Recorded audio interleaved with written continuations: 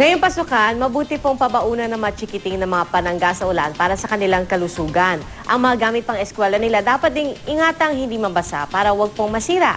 Alamin po ang ilang waterproofing tips sa balitang hatid ni Lala Roque. Hello School Year 2013 to 2014.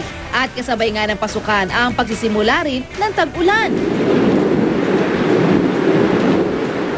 Kaya ang mga estudyante tila mga basang sisiw sa kalye. Kaya para sa mga magulang, narito ang ilang tips para ma-waterproof ika nga ang mga chikiting at ang kanilang mga gamit. Pwede nilang gawin sa loob ng bag nila, meron pang plastic bag or garbage bag kung saan nilalagay lahat ng mga gamit. Tapos itatali nila para kahit nabasa yung bag, yung gamit nila tuyo pa rin. Mahalaga rin daw na may plastic cover ang mga libro at notebook ng mga estudyante. At para iwas basang medyas, pwede silang pagsuotin ng bota. Para sa kids, we have rubber boots. So, di ba mas malikot yung kids sa adults? So, meron kaming extra drawstring para mahigpitan sa kids para wala talagang papasok na tubig.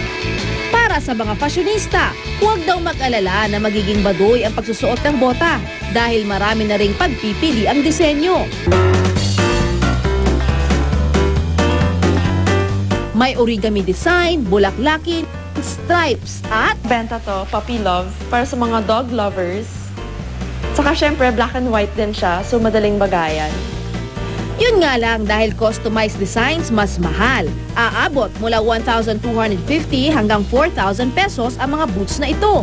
May kakaibang proteksyon din para sa leather shoes na pamasok ng mga lalaki.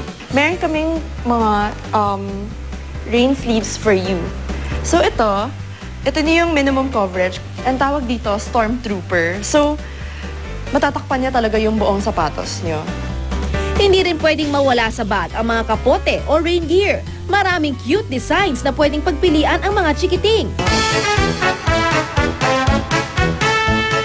May disenyo ng kotse, strawberry, duck, frog at rabbit.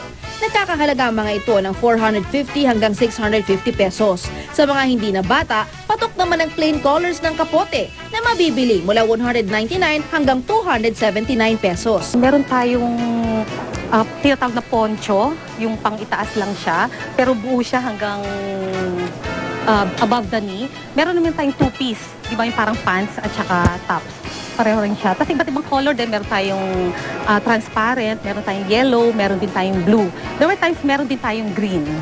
Ngayong pasukan, kailangan I am ready sa ulan para protektado ang kalusugan. Lala Roque, GMA News.